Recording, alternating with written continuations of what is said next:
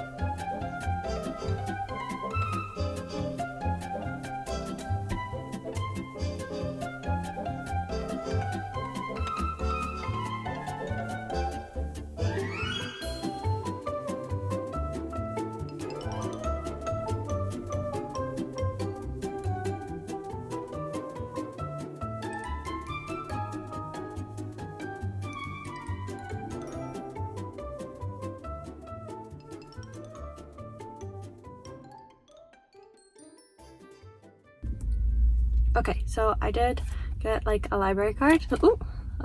Yeah, a little library card. And then I also did get a book, this book. We'll see how this goes. Very interesting selection as far as the books go. I feel like obviously there's not a lot because it's a smaller library, but it's not even that small. There's just a smaller amount of like foreign language books, including English. However, I'm still really happy that there are English books, so I think it's going to be really fun to see and try out different books that I'm not used to, which I'm looking forward to. I feel like I can use the library in that sense. It was free, so that's amazing to sign up, and yeah, I have 15 days to read this. We'll see how it goes. Maybe I'll make up a vlog out of this and reviewing this book. So yeah, that was actually really fun. The lady at the front desk, which I think doubles as a tourism office, was so nice, and I'm regretting now that I didn't even ask for her name. But yeah, they were very helpful. It was nice. I am looking forward to being able to go to a library for the first time in 6 months since we've moved to Portugal, and I'll keep you guys updated. Okay, so I'm going to start reading The Body Artist by, I don't know how to say his name, Don DeLillo. This is the first book that I've gotten from the public library that is near where I am, and yeah, look how cute this is though.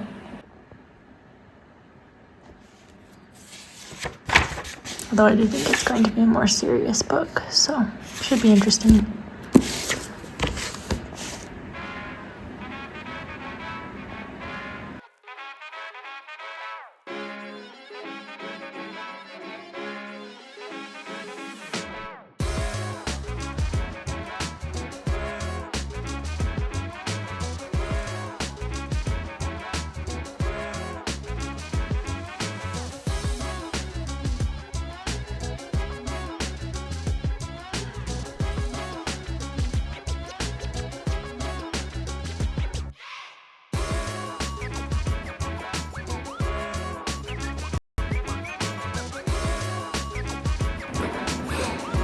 Right away, it reminds me of something you'd read at like uni, and it feels like much more intelligent than the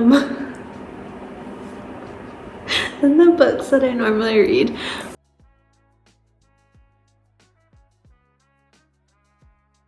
Today is gonna be a cozy day. Got the fireplace going. And you're probably gonna hear a lot of background noise between the fireplace and the dishwasher, and I'm on the main floor. It's going right now. I'm not in my room, but this is probably going to be more like a spoiler reading vlog because I've never seen this book anywhere. It's not like anything I've ever really read so far. I don't really know what I'm reading, if I'm being honest. Like, it's odd. We have started out with a really lovely breakfast scene. We'll see where that goes. I'm confused, so yeah, it's only about like 100 or so pages, so I'm hoping to finish it today in this vlog and share that with you guys, kind of like the first library book reading experience, and go from there.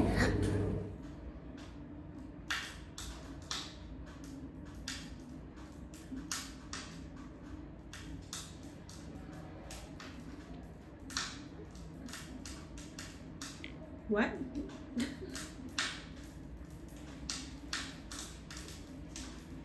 I don't know what just happened. The first chapter is like a lovely breakfast scene, and the next chapter is death. I don't know. Okay, so I think before I get settled in, I'm actually gonna make myself some tea and make this really cozy because what I just read seemed nuts. So yeah, we're gonna settle in for whatever this book is.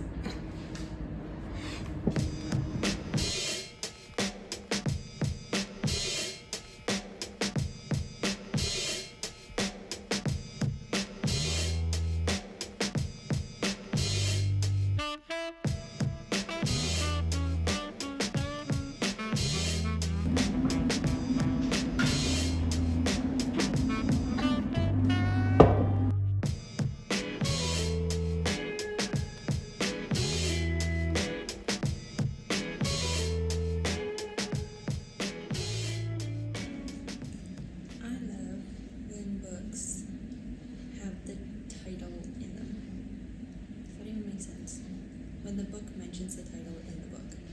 I love that. And that just happened.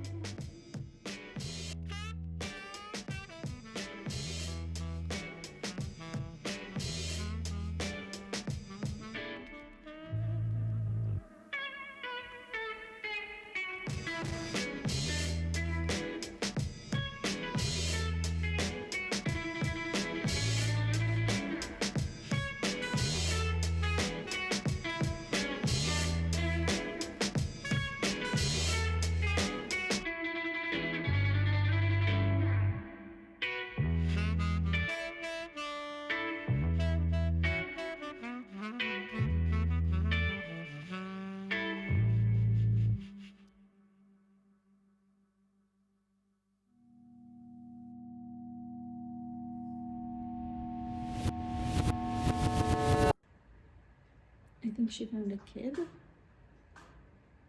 in their house.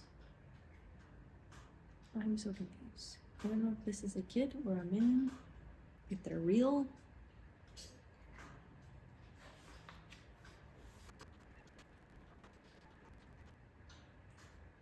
Okay, I think this person that she found in their house is real.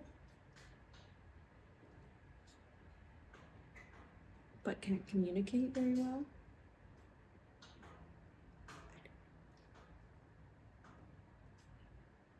It's very weird that she just found somebody in her house, though. This lady's crazy. She's just like, yeah, you can stay here. I know nothing about you, but you can stay in my house. Not scary at all.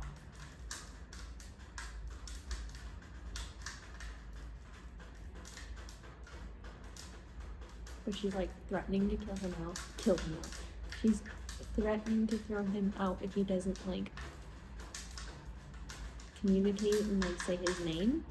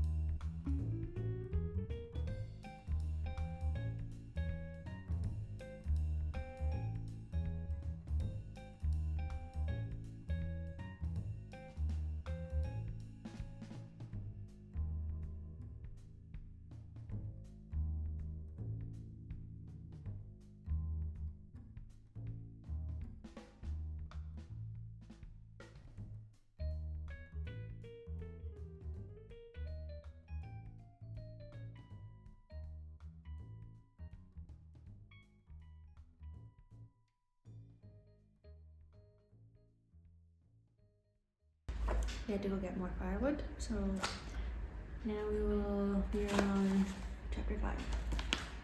And I really don't know what's going on.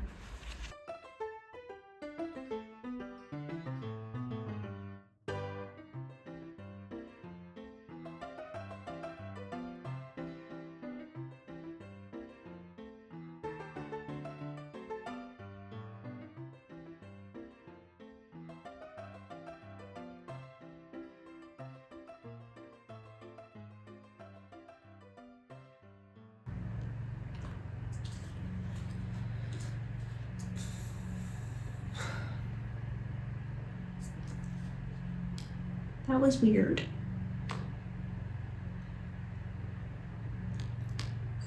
I don't really know what to think.